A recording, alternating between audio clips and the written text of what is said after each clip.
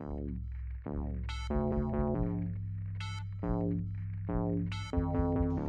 and thank you for tuning in to Cryptids, Creeps, and Conspiracy. The following content may involve explicit language and materials, so listener discretion is advised.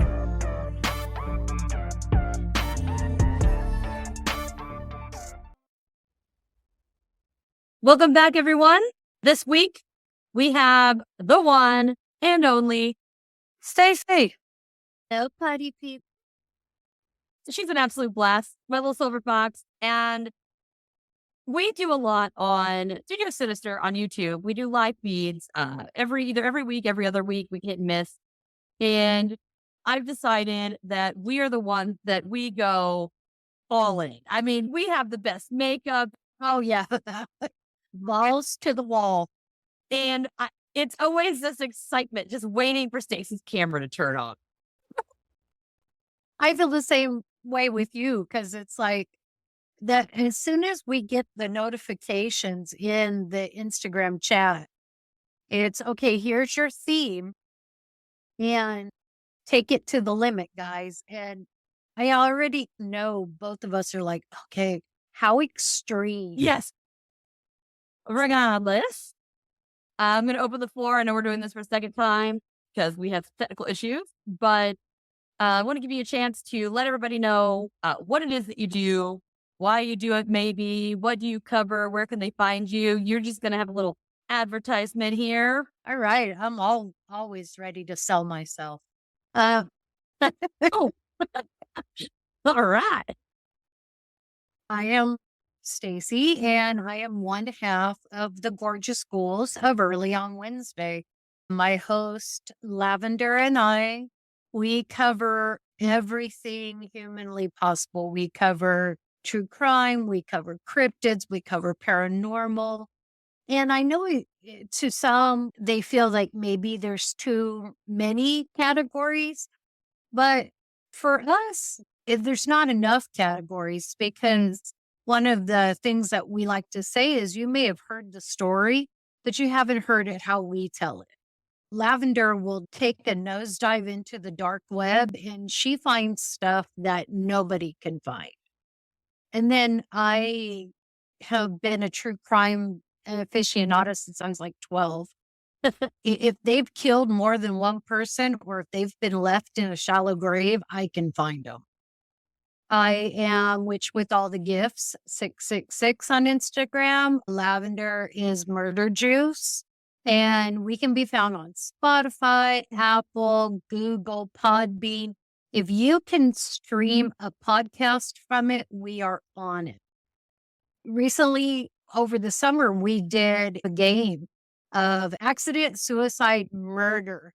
I got to tell you, Tasha, you, Nisha, JJ from Conspiring to Argue. Who is not a patron, you should go check out my Patreon feed because that's where all of my videos go, unedited and everything. And I keep my little cat balls and sensors. And this one down here behind me loves Stacey today. And it's usually where the kids kind of mess around. And there is a 7-day free trial on my Patreon feed for all my tiers.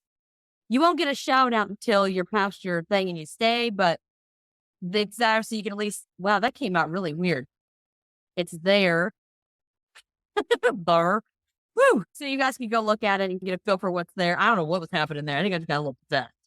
You know what? Sometimes I don't know if I have a demon in me or if I am the demon. It loves you. That kiddo likes me. You know what? I appreciate you, little one. Hold on, we'll wait for it to go off. I might know who it is. Is that David? Rebecca, is that you? Natalie, is that you? See which one it is. Are you under 10 years old? I need another number. Okay, so we're under 10. So if we're under 10, I never named it. Were you Hunter's brother or sister? One of them. Okay. So it is. All right. I just don't know. I know which one that is. Okay. I lost one in between. We lost one in between my sister and myself. Are you related to Stacey? Hmm? Guess not. I love it just the same. I lost it during this time frame, actually, but I do the math in my head. I'm like, yep, it was like end of July, beginning of August. Oh, wow. So hello, maybe we should think of a name. Are you a boy? Are you a girl? Are you mad now? Okay, let's do it. I'm ready. Let's go. 2 miles under the ice of Russian, that this is going to be awful, Vostok, I can't say it without sounding weird, station of Antarctica is a lake that is rumored to be housing a creature of mammoth proportion. Another name for this particular lake is the alien Lake Vostok. So not only do they just call it by the station's name, it's alien specific. This is the most vast freshwater lake that is the size of Lake Ontario, but they say that it's actually twice as deep at 500 meters. Now, if you want me to convert that, I have no freaking idea. Sorry. I don't even know what to compare it to. So it is what it is. I don't math the math, so. A meter's what, 3.3 feet? So around 1,700 feet, I think, deep. It's believed that the lake remains in its liquid state due to the pressure of ice and the possibility of geothermal heat escaping from underneath it. You've got the layers of ice on top, so 2 miles of ice, which is plenty to stay cold. Then, Oh, I was going to say that's freaking insane. Can you imagine? I just watched Alien versus Predator before we recorded. I just watched it for the first time. And they go to a base in Antarctica where there is a pyramid, like, what is it, 1.5 miles down into the ice. Yes. So it'd be similar, I guess, to that, only it's a pyramid and not a lake. Basically, you have ice on top, and then you have all of the heat from inner Earth or whatever you want to call it from under that basically just encapsulates this lake to where it can stay fluid. And I'm just thinking of those gushers, where you bite into the gusher and it's like gooey on the inside, but it's like stuck around a little capsule. Or even the old school ice tray where it's not completely solid yet, but it's icy on top. Oh, Yeah, you got just through. right. There's that. That's So what I think of. Yeah, just like that. Now, this particular lake is reported to have 50 times the nitrogen and oxygen levels when compared to the average freshwater lake. And we all know that combination is a recipe for giant monsters, right? Similar to why we had dragonflies that were as big as cars. And back in prehistoric times, all of the creatures that would basically require the oxygen levels to fluctuate, there was so much more oxygen back then that these things could just grow and grow. Whereas now we're a little lax on the oxygen levels. Things have just not required. We've adapted to not need as much oxygen to survive. But my only thing would be, I wonder how many other things would be in the lake that would be food. 2 miles under the ice. So it couldn't be penguins. It couldn't be polar bears. It couldn't be anything that we would typically see on the surface because it can't penetrate that 2 miles down. It would have to be other fish. We have the anglerfish. Mhm. We have rockfish. We've got, and I don't care if people are like, no, it's not true. It is. I've seen the scientific evidence. We have megalodon. Dude, I still talk about megalodon all the time. I don't think megalodon would be in this particular batch of water, though, because it is encapsulated. Maybe not. So I don't know how it would have gotten in. To be fair, I don't even know how this would have gotten in there. I'm thinking a trench. You have the hot pushing up, and then you have the water, but it doesn't seem like it flows out into like ocean or open territory. It just is like a lake that's inside of it, like it's limited. Now, before we want to get into the creature itself, I want to talk about the facility and the history behind it so we just know what we're dealing with before we actually get in. The Vostok Station was built in 1957 by the Soviets, but it wasn't actually discovered by anyone else until 1974. Do we know anything else magical that happened in 1974? Yes, actually. They call me Stacey. Okay. So I just got to tell you this. So almost everybody, but apparently my wife knows the song Stacey's Mom. Yes. Okay. So there's a punk band and their name is Mad to Sane. And it's spelled Tsai, Mad to Say. And he's a bisexual singer. They've got one song that's called Killer Queen because it talks about the most beautiful girl in town, but she's psycho. But he sings a song and it's called Stacey's Brother. And it's so funny because it's a parody of Stacey's mom. But he says, Stacey, don't misunderstand. I want us to still be best friends, but I hooked up with your baby brother.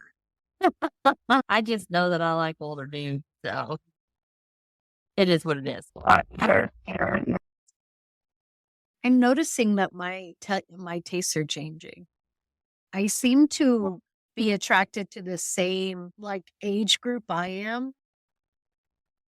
Okay. In a couple months, I'll be 50. So I start to see women that are 45, 48, 51, 55. It's oh, I take notice. But here's the thing, the younger girls take notice of me. Yeah.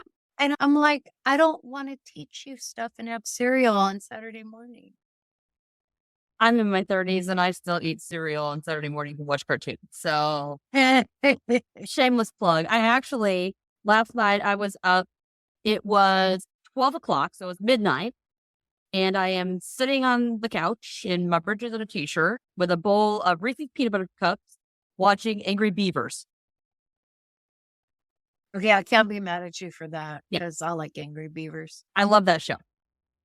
I've noticed too that now that I'm older, which is funny because the guys that I was on TV and stuff that I liked when I was younger, in my head, I never knew how old they were. I just knew I liked them. And then now that I'm older, I'm like, damn, they look even better now than they did when I was in school. And then come to find out they're my husband's age. And I'm like, huh. The guy, he used to play Angel in Buffy the Vampire Slayer. Yeah, I know who that is. And now he was in Bones. Oh, mercy. And Phil Team or whatever. Oh, he's handsome. Right. See, that's where I'm at because my adolescent and teenage crushes were Wonder Woman and Linda Carter. Yeah. Halle Berry. No. Xena? That's funny because a lot of people are like, that is so stereotypical lesbian crush. I'm like, no, there's a lot of lesbian stereotypes. I just didn't get it. I was just saying that because I like Xena. I was like, a lot of my hetero friends. Kate Beckinsale. The girl from Underworld? Yeah. The body does nothing for me. But neck up, fantastic. Okay, here. Did you see Mike and Molly? Yeah. Sister. Yes. Okay. She has a new show called American Housewives. Yes. And that's what I just started to say is Mike and Molly, she never caught my attention. But then American Housewife, and she's put on a little bit of weight and she's got hips and yeah. Let's backtrack here. Back to the facility. Sorry. Sorry, got me a little distracted here. I keep thinking about this. So again, the facility that we were talking about is built in 57, but no one ran across until 74. It's actually 800 miles, which is about 1,300 kilometers from the South Pole. So, the anti-Santa. Few people are willing to go there and call this place home because it is so cold, which I think I should move there because it sounds fantastic. Temperatures, the temperatures there have reached a record low of 89.2 degrees below 0 Celsius, which is 128.6 degrees below 0 Fahrenheit. So it's cold. Which means that if you even have a one butt ear out, you're going to grow an icicle in 2.2 seconds. Yep. Now, that being said, at this particular station, there's typically 30 to 35 people inhabiting the station during the summer season of Antarctica.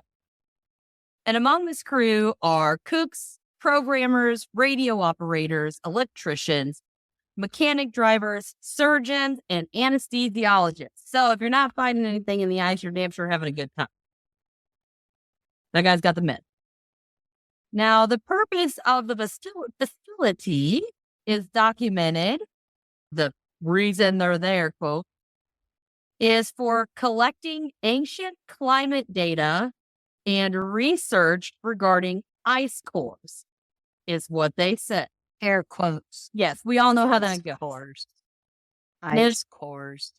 Exactly. I'm like, the ice core. I was like, oh, you mean probably the nuclear core you're putting in the ice? Is that what you're talking about? Some of the data that's monitored involves meteorology, geophysics, oceanography, aerology, and magnetology. That was rude. My fan was going, and then it went, and my neck fan just shut on when this fan went weird. You didn't hear that whisper? There's a whisper? No. That's what I thought you were stopping for. What did it say? Did you hear what it said? Oh, shit. Yeah, it said, see me. Oh, well, it got my attention, so that works. I don't Fucking hell. I don't see anything. Like a goosebump. Could you tell what type of voice it was? No, it just You know? sounded, it didn't have a specific gender to it. Was a whisper. And it just said, see me. Yeah. Maybe I'll see you when we come back. I can only see you if you turn the lights on. If you turn the balls on, it's the only way I know you're there. Sorry, guys. Well, I can't say that's the only way, but it takes you guys a little more effort to show up where I can see you. So if you want us to look over there, you got to turn the lights on. They built a new facility in 1982 because something about it, the snow and the wear and tear, and like it snowed so much and it was not used that they couldn't find it anymore. So they just built a new one. However, that one didn't last very long because there was a short circuit in the wiring that caused a devastating fire that obliterated a diesel generator that was on the site, leading to the death of one of the site's polar explorers. They're lucky it was only one. Yeah, because I would assume these diesel tanks are big. But regardless, Most of them hold about 100 gallons. yeah, and they're there for long periods of time. So I'm picturing a silo full of diesel, and I don't know, it's just crazy. But either way, they got things in working order, and they continuously drilled through the ice for 30 years straight until they broke through the ice into a vast underground lake. Surprise. Now, this event was said to be the only one of its kind, and it took place on February 5th of 2012. So it's really not been that long ago. Yeah, it's only, what, 12 years? Yeah. Now we're going to get into the creature itself a little bit. And this mysterious underwater beast is known as none other than Organism 46B. Or as we in California call her, Bertha. This is a good place for me to explain to you why I chose this topic. I did not choose it on purpose. It just happened. I was watching Resident Alien, and in one of their episodes, the alien and this person are out to dinner at this fancy restaurant.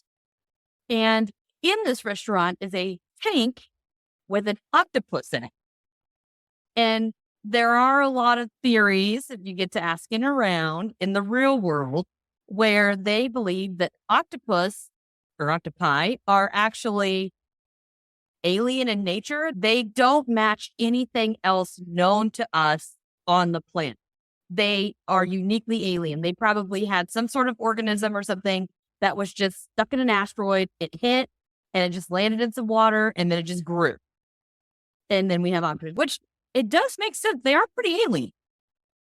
They start talking about this. So I'm like, okay, it's an octopus, which is strange. I wasn't ready for that. I'm watching something the next day, and out of nowhere, this National Geographic commercial comes on, and it's all about octopi and the world underwater. And you follow this octopus, it does all this stuff like a documentary. And I'm like, that is the weirdest thing I think I could probably see topic-wise for National Geographic on my TV randomly. And I'm like, okay, that's weird. So it picked you, basically. So that night, I was making a grocery list, and my kid was like, hey, can you add, I don't know, Fruity Pebbles to the list? And I was like, yeah, I could do that. So I pull up my notes, and I go to this one note, and down at the bottom, all it says is Organism 46B. I have no idea how old this note is. I don't know how long it's been there. I don't remember putting it there. But I was like, well, that's weird. I didn't even know what it was. I was like, well, maybe it's a topic list or something, but there was no list. It was literally just that by itself. Okay, I'll look at it later. Next day, I turned on the TV to watch Futurama. And in Futurama, this random episode I was watching, they went to a carnival and there was an octopus ride and had tentacle arms and legs. And that was like something was special about this particular ride. So it was like octopus. I was like, okay, we're doing 46B. And here we are. So yeah, this one I did not choose. I get that though, because when the universe calls, you listen. Well, yeah, like today I was straightening my desk up, getting ready for tomorrow, and I come across a note. It's the same thing. It's a big sheet of binder paper, but it just has one sentence on it. And I'm like, okay. And I looked at it, and yeah, it took me down a major rabbit hole. It amazes me how that happens. It's the timing of it all, because all these things I was watching were on different channels. They were on different platforms. One was on Netflix. One was on YouTube TV. One was on Paramount Plus. Like they were all over the place. And they all had the same thing. But anywho, many believe that this particular beast is colossal size cephalapod, categorized similar to a glass octopus. Now, glass octopi are transparent and they're found all over the globe. So they can adapt to warm water, hot water, cold water, neutral water, salt water. Yeah, they're anywhere. So they're pretty robust. Like a bull shark. Yeah, exactly. And this particular species is exceptionally intelligent, and they have actually caught them on camera using shells and rocks as tools to assist in catching their prey and breaking the shells open of like clay. So they'll take a clam and they'll beat it against a rock on the corner to shatter it so that they can eat whatever is inside. They'll set traps, but this is a cephalapod. I mean, you wouldn't assume that it has the brain capacity to put that together. Like it'll leave traps and all kinds of stuff. I don't know. I mean, I've been to across all of the United States. I've been to several different aquariums. And if they have any type of an octopi, they're fascinating because they do things you wouldn't expect them to do.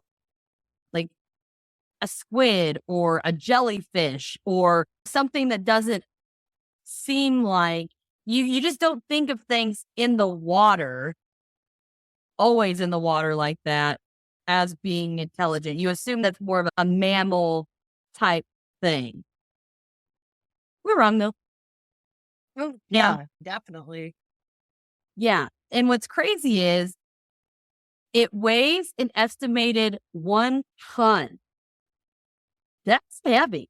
This thing's monstrous. They clock it in at about 33 feet, which is about 10 meters. So we're talking about as big as a school bus, right? They're 30 feet, I think, is a school bus. And it's got 14 tentacles, which is a little different for an octopus, 8 and stuff like that. But this sucker has 14. and each of the arms are covered with the supposed like super suckers, hickey machine, basically. Yeah, I'm looking at a picture of it right now. And I'm like, holy crap. Yeah. In the appendages, they say are not only used to grab things, but they have neuroreceptors throughout them so they can actually smell and taste smell and taste the things around them in the water through these sensors that are on their tentacles. That doesn't surprise me though. Because I mean, jellyfish, they're essentially mindless and they survive just because they go about and they're basically a filter. There's floating around like, whoop, got something. They're like an underwater bug zapper. Right. Exactly. Yeah. Organism 46B, they say it'll feel around and see like different, like, okay, I don't want that. I don't want that. Here, boom. And it'll go for it. Did you ever see Pan's Labyrinth? I don't think Guillermo del Toro. So there's a character in that movie, and 46B reminds me of it. But it's essentially blind, and it has a set of eyeballs on plate at a table it's sitting on.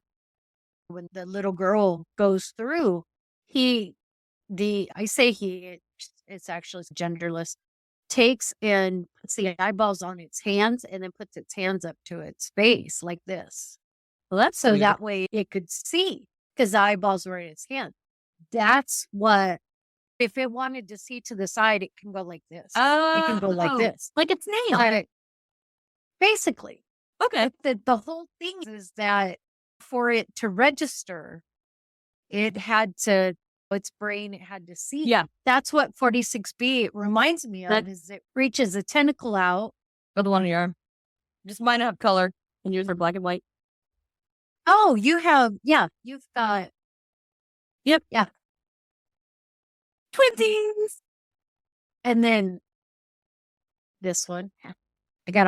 Oh, wait, I can't bend my arm that way. I've got a bunch that go around. Yeah. I need more. Donate to the podcast today. You know what? Shameless plug.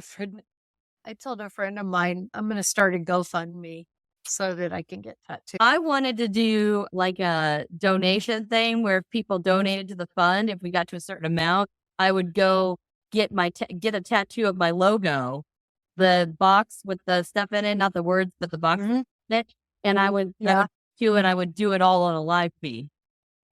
I would donate to that. That's the thing, that's what it reminds me of, is that it sends out its tentacle and it picks up the electromagnetic. Exactly what it sounds like. Well, because sharks do that with their nose. That's how they. First thing I thought of. Yeah. So maybe that's what it is. They can tell that there is an organism around them that's in distress. Yeah. And then if it's something, maybe they could be like, no, this isn't what I want. Like maybe it only eats certain things. Or it has to survive in 2 very different temperatures of water. Maybe it's not only taste-wise, it's survival-wise. Like, hey, if I'm going to put out 60% of my energy to catch this one thing, and it may injure me in the process, I'm not going to go for it when I can find something else. That's exactly true. And I would have said there's a smell if it's something like rotting. Maybe it doesn't want to eat it. That too. Yeah. But the thing I find the most fascinating about this creature is it's loaded with chromatophores that create amazing camouflage, just like any other typical octopi would have. Now, for those of you who don't know, chromatophores are groups of cells found in aquatic products or animals that have biological pigment, and they're controlled by fluctuations in hormones and nerves.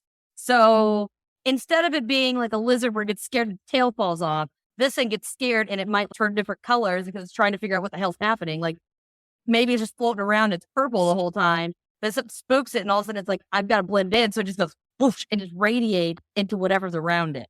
VHS tapes. Yes. When you'd have to do the tuning. So the lines would Yeah, maybe it's like that. Maybe it's all of a sudden it scrambles its receptors until it can figure out what Where is to the be. safest environment for it to, what can it blend in with that it's going to be the safest. Yeah, and one thing I found out was they actually are able to reflect light, change color, and even portray a texture. So not only does it show a color, but if it's on, say it is a reef type situation or there's like a mossy rock, it can generate that texture of that moss or the crevices in the rock so that it can blend into that, not just change the color. So it looks like a weird floating blob of color. It actually can 3D camouflage like Predator. Well, yeah, Predator's so cool. I know. And that would make sense because especially if it's setting a trap. So if it's setting a trap and it's blend in, and let's say it's going to catch another cephalapod. So if it's crawling across a rock and all of a sudden it's like, oh, rocky, rocky, rock. Wait, what's this? Wait, Yeah. this doesn't feel right. No, I got to get out of here. Yeah. It's like before it can catch it. I don't Yeah, know what something's not right here. I've said a really weird thing, like a name just popped in my head and I don't know who it is. But I don't know. If there's a Becky out there, I don't know. Apparently Becky's in my head and I have no idea what. Anywho, Becky's got a big butt. and I cannot lie. No, Sir Mix-a-Lot knew it. But now here's where things get a little next level. All right. So the dick kicker is it is reported to being able to use these receptors not only to blend in, but to flash colors and spark a hypnotic effect on prey. So not only can it blend in, it can, like the snake from Jungle Book, when he does Mowgli. It can hypnotize. Yep. And it doesn't appear to be anything telepathic. Sorry, I just got like a weird smell that time. That's weird. Something's like in here. I just don't know what it is. Now, they also have a very strong neurotoxin that they can actually shoot out into the water, not just ink like a regular octopi would have. It's an actual thing that paralyzes prey up to 150 feet or almost 46 meters. And then on top of that, they say because it does have that whole cephalapod body structure, it can actually shapeshift, but not just in a matter of like a mouse squeaking under a door. I mean, it can mold itself into whatever it wants. It could be another fish or whatever. It can make its body form into that. So like next level shapeshifter. You'd be like, oh, look, I'm a fish. And then something comes to get the fish and then it eats it. Yeah. Could you imagine if they could actually, if military scientists actually get close enough to it, the chemical germ warfare? You just wait. Well, I think we're touching base on that towards the end, I think.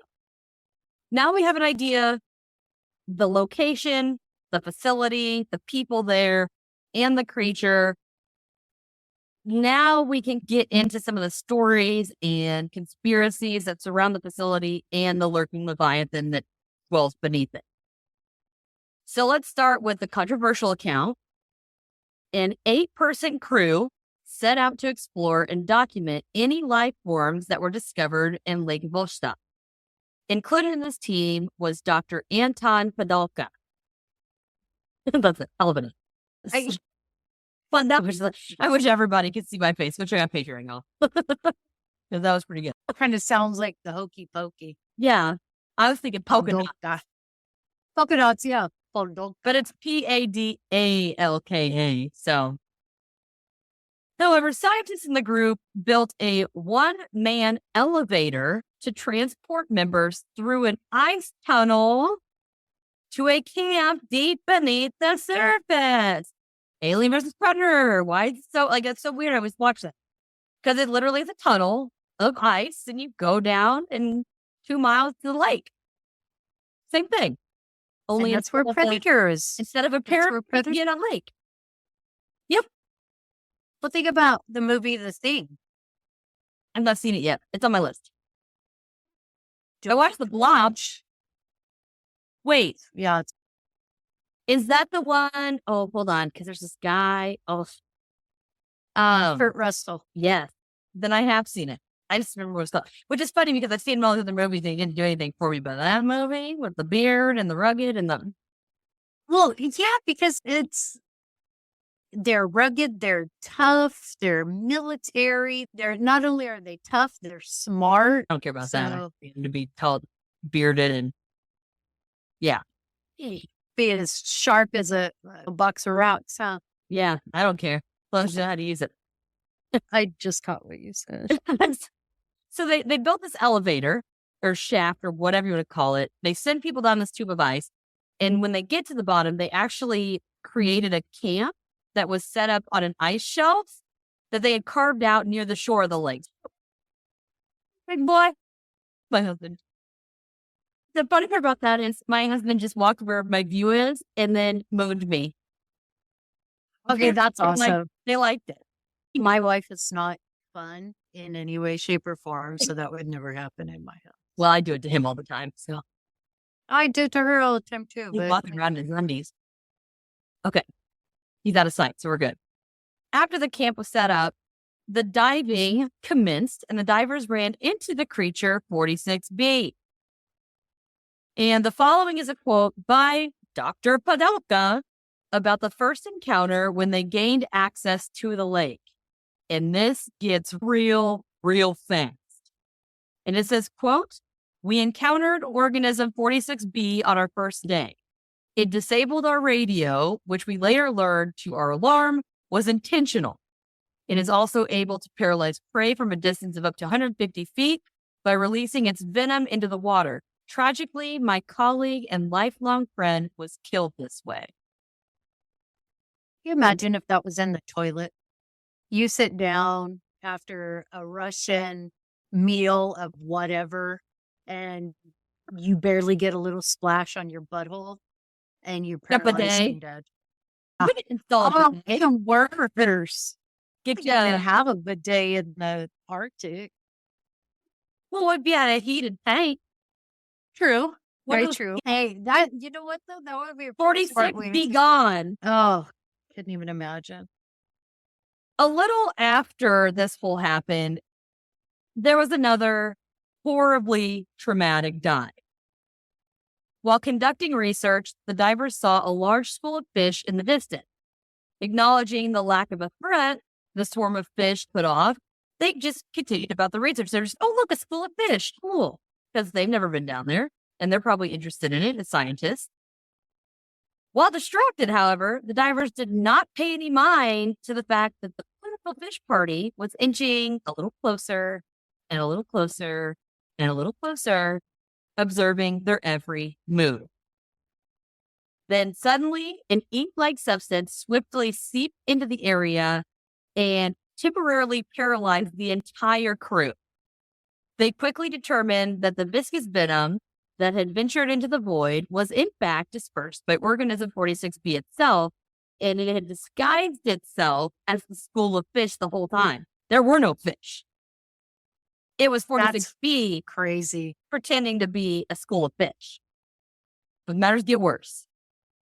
Getting caught up in the always venom, do. caused one of the divers to become hypnotized. He must have been the closest one to it, and he got the blunt force of it because the venom of 46B is said to be so intense that a diving suit does not protect you. Diving gear will not protect you. It'll penetrate the gear and still cause that paralytic effect. And to the horror of the witnesses, radio operator, here we go, Alexis, hold on, Vinogradov, I think is how you say that. That's pretty good, right? That's pretty good Russian. I was like, that was good.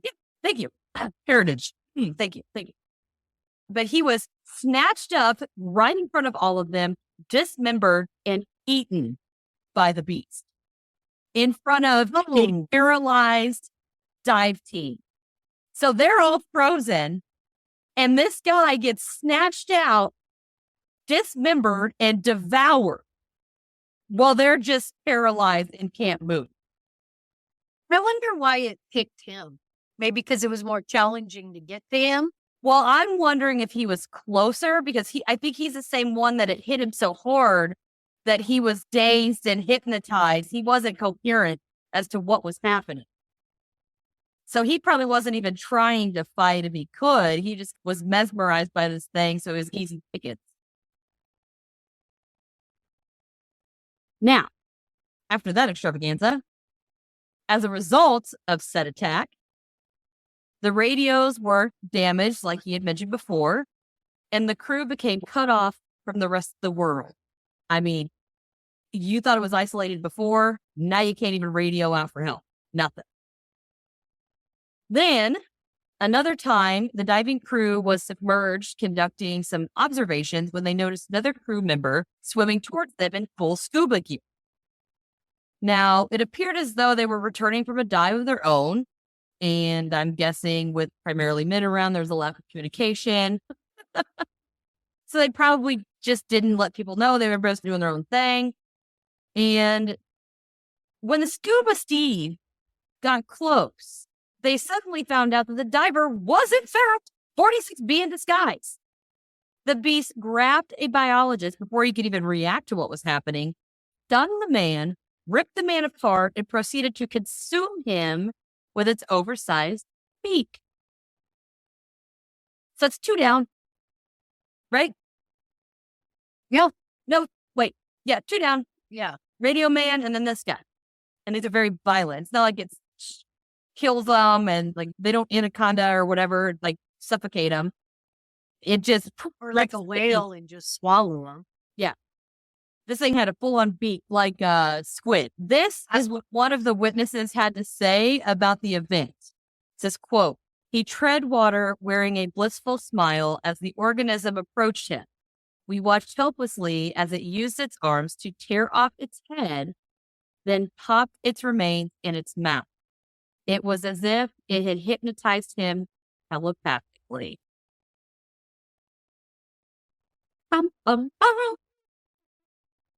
Okay. Hear me out on this. So it hypnotizes, it uses a neurotoxin. Do you think that maybe it does this so that there's less of a fight from its prey, from its capturing? Or do you think this is just like a gross display of power? I think it's using these tactics when there is a group of humans in the area. And as far as this thing knows, no one's ever been here, right? So this thing's never encountered.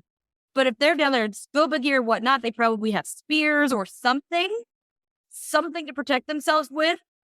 And my guess is it shoots the ink and it goes everywhere and paralyzes everybody so that it can go in, get the food it wants without being injured. And then it gets time to get out beforehand. I feel like that's what it's doing.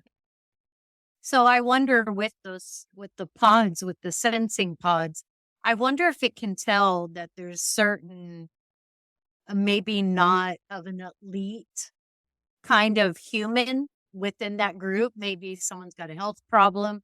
Maybe someone eats garbage. But then there's this one that's very strong, very healthy. It's very enriched with iron. It's going to taste good. I would assume that most of the people on the expedition were in fairly good health, if not great health, because I don't feel that they would have been approved or taken on this mission or expedition, whatever you want to call it, if they had the ailments, especially with the atmosphere that they were putting themselves into. You wouldn't want someone who's struggling health-wise because it's going to be a risk to you, it's going to be a risk to the team, and it's going to be harder for them. And I don't know about y'all, but I'm pretty sure Russian scientists don't like that dicking around stuff. They go in, they get what they want, and if you're in the way, then tough titties. That's how they were with the space program. So why wouldn't they be that way with any other program?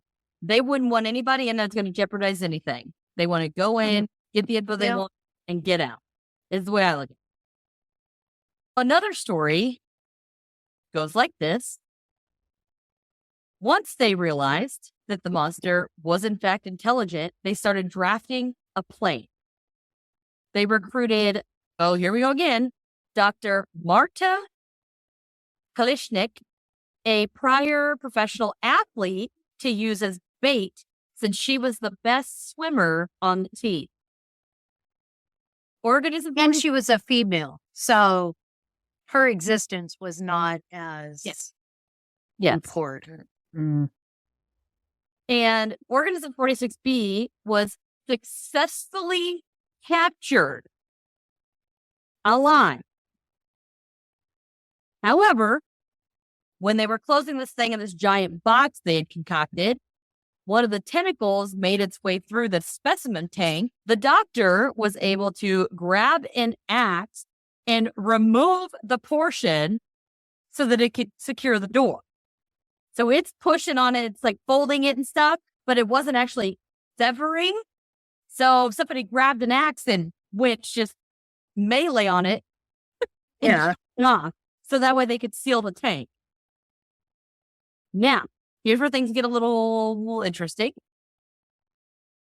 Out of nowhere, it's said that the amputated tentacle ripped the axe away and disappeared into the dark and icy depths, as if it had a mind of its own. That same night, the same night, the severed octolimb emerged from the liquid abyss, crawled into that diver's room, and strangled her in her sleep. Oh, so it was like, all right, I got your number, bitch. Yeah. I got you to. Did you see the movie The Mist or read the book?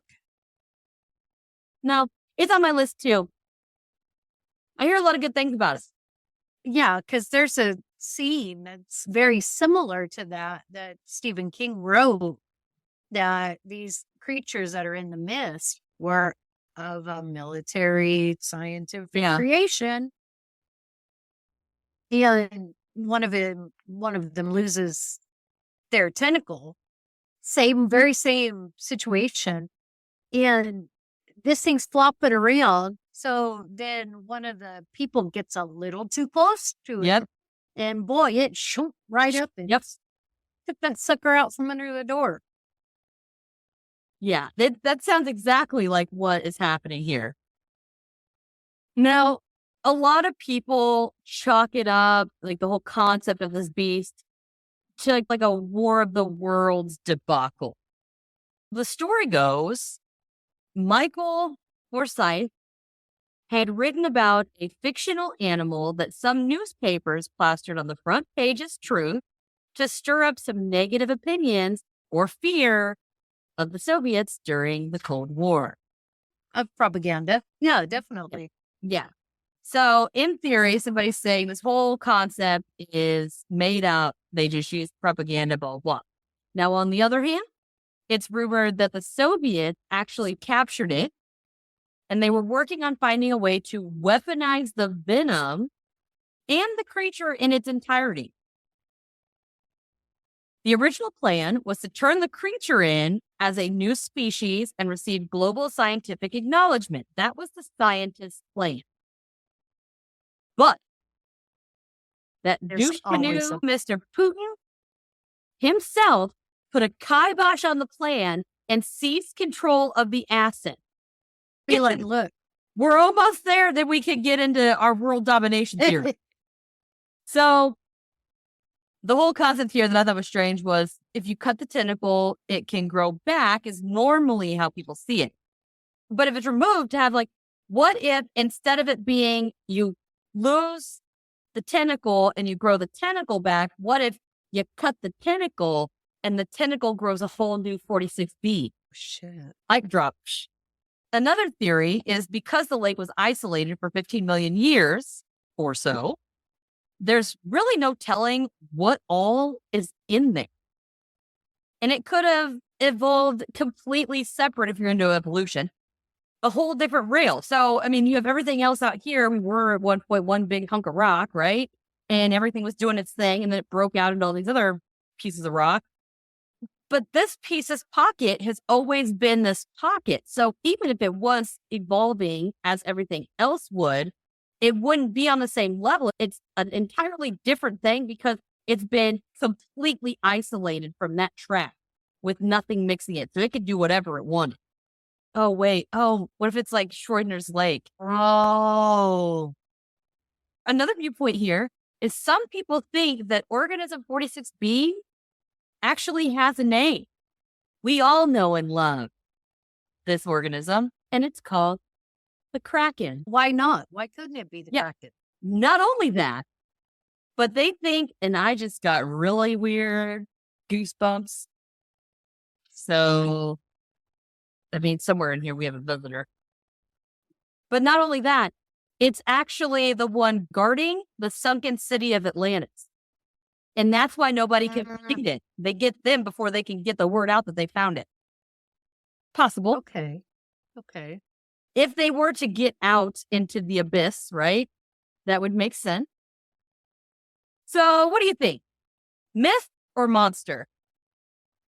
Oh, you know what? I looked at it, I read up on it, and I am more than sure this is a science experiment, science school project that went apeshit. I don't know if I would say it's an experiment that went awry because it said, well, in theory, if we believe the stories how they go, it was already there before anyone ever got there. It was already Okay. going to be before anybody even drilled a hole and found it. Hear me out on this. Okay. What if, this is an alien being, it's an alien transplant. What if 46B is like the grandpappy? And then there were other little tiny ones that kind of got planted in other areas, but they didn't survive because they didn't have the isolation like 46B did. So you mean transplanted, not like a meteor struck, more like a alien dispersed little pods of cephalopods. Yeah. Several pods of cephalopods. Yeah. Think about it. At one point in time, our world was mostly water. True. And so what better way to conquer a planet than to utilize its resource to kill itself with its resources? Kind of like what we're doing to our planet now. What if Organism 46B was in one piece, right? And then we had the Great Flood. Water levels went up, and it's like overfilling of the laughs. It went up and up, and then they just spread out everywhere. And some did make it, and some didn't make it when the waters went back down because of climate. What if they did one hub as a test? The flood made them spread. Because religious or not, they have seen in the rock levels evidence that, in fact, it has flooded. That's what I was going to say is it doesn't matter what your standpoint on religion is. Yep. Because there is scientific proof that we had a great flood. And it was a great flood for a long time. Yep. So there's a possibility, maybe. Now, riddle me this, Batman. If you knew something like this was in the water, would you still swim? No, I don't swim now. Me neither. And I'll tell you why. Because I moved to Southern California and I went to college in Southern California. I went to UCLA. And one of my favorite spots for the weekend was Redondo Beach. And this is like, it's a pretty popular beach because it has a boardwalk and all this stuff, right? I was literally just walking out into the water, heading out to swim because it was freezing and I had only got about noonie popo level. I was icing my tuna, I guess you could say. Flashing the clam. There you go. When I came out of the water, I had like this long old like seaweed thing on me. But I don't care what anybody says. Whatever touched me was alive. Because it wasn't like a, floaty. It was a fat. And I come flying out of that water so fast, I probably left a brown streak. They know it. In the water. No, there's shit that bites. All right. And apparently can get you from 150 feet away. I don't move that fast. Me neither. Ever. Another question is, how do you think the Soviets would have weaponized that venom? Are we talking tranquilizer dart kind of situation? Are we talking isolate just the venomous portion, maybe make all of their military immune and all of their people immune? It's like you can do your build up of venom to handle snakes for people that work at the zoo. Yeah. I don't know, though, because that toxin is pretty damn potent. How many people are they willing to lose? Well, I was just going to say post-war. They were doing some weird stuff, like with no shame. Yeah, oh God, I can't. Fibromyalgia robbing me of my brains. Their human life has very little value, and they will sacrifice thousands for the greater good. Yep. But it's not really even that good. I'm thinking, what if they do it instead of mustard gas or tear gas? Or pepper spray.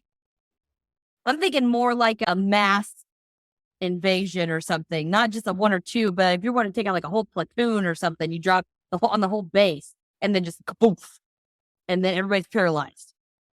Every anti-vaxxer in the world right now is going to shit their pants when I say this. I am not an anti-vaxxer because I've seen what happens when we don't have. What if they created a pseudo vaccine to where they tested the amount of venom a human could take before like the LSD trials? Yes. 100%. Like the Tuskegee Airmen, Mhm. like syphilis. Yeah, crop dusters. I think we just cracked the case. Although I do want to make one final point here before we wrap this particular episode up. In my research, I found that they caught the beast, the government took the beast, and then nothing else.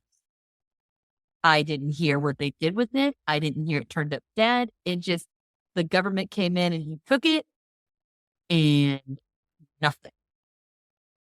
Well, okay, that would make a lot of sense because serial killers don't plan murders out loud. Or maybe it's coming back. We just don't know that it's. I'm like, oh my gosh, what if they infuse it with nuclear bomb? Although if you have a nuclear bomb, you don't need to worry about them being paralyzed. Unless first round is 46B venom to paralyze them so they can't fight back. And then bomb so that your bomb is not going to be. I'm probably giving people an idea. No, I don't believe that for a second because if we can think it, they've already done it.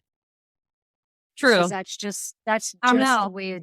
I'm a little odd. I come up with some real weird ones. So you never know. I'm probably on a watch list now. Actually, perhaps I am on a watch list. Jinx. All right. So we'll wrap that one up. And again, Stacey, thank you. I love you. Oh, of course. Yeah, everybody out there, I'm telling you, look her up on social media. Go listen to her podcast. Check out Lav. Actually, if you guys want to know who Lav is, if you're watching this, if you want to know who Lav is, go into my feed from when I went to Paracon, May of 2024. And that cutie little patootie with the blonde hair with about my height, that's Lav. I think that's Philip. I think he's an older man. He's probably seen Lavender's behind. Ironically, Philip is also the one that loves Kevin. I started to say, dude, are you a bisexual ghost? Because you like Kevin and you like. But yeah, she's the beauty and the brains. I'm the brawn and the brains. I'm just here. No, you're absolutely not. Because no, when you show up, like especially with the game, when you showed up for the game, sad. I would and when you show up on Mondays with Sinister, with the godmother Farah, I will text Lav and I'll be like, oh shit, it's on. We're going to have a good time. Throw Yep. a little extra pinch of whiskey in that cup and let's do this. Check out Miss Stacey and Miss Lab. Give them some love. Tune in on Mondays to Studio Sinister for the live and uncut. If you want something that's just gloves off, just be ready. If you get offended easily, Raunchy. don't listen. Don't watch. If you don't have a dirty mind, don't watch. Don't listen. If you are a prude and you are not over the age of 18, don't listen. Yeah. If you find yourself constantly clutching your pearls, don't listen.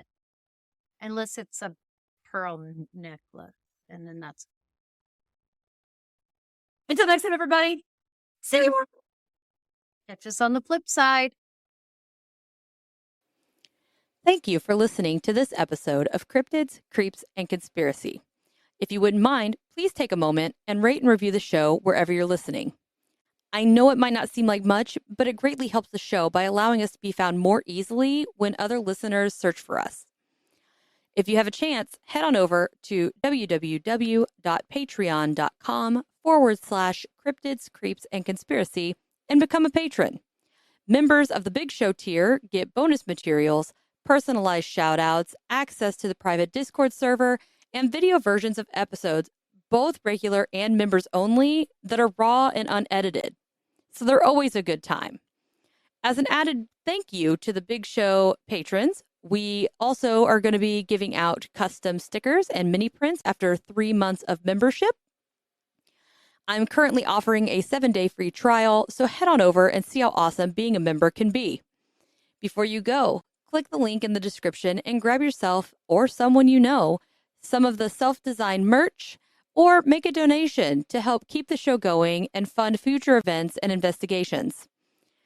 T-shirts, hoodies, stickers, and magnets can be found on the TeePublic site, and they have sales at least once a month. I believe it is 30 or 35% off. I'm sorry, I don't remember exactly how much, but keep checking back and get them when they're discounts. They have $16 tees, and it's great.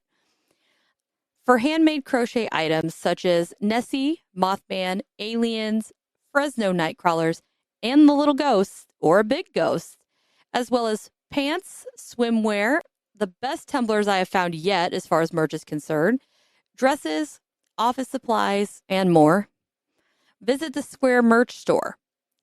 You can also follow the podcast on Facebook, Instagram, X, YouTube, Threads, and TikTok. If you have any questions, topic recommendations, or personal encounters, please don't hesitate to send them in to cryptidscreepsandconspiracy@gmail.com or submit them through the contact form at www.cryptidscreepsandconspiracy.com. I would love to hear from you and share your experience on a special listener episode. Just make sure to specify that I have permission to add your encounter to the show, and let me know whether you would like to have your real name or an alias to maintain confidentiality. Thank you again so much for all your support, and I'll see you next time, my friend.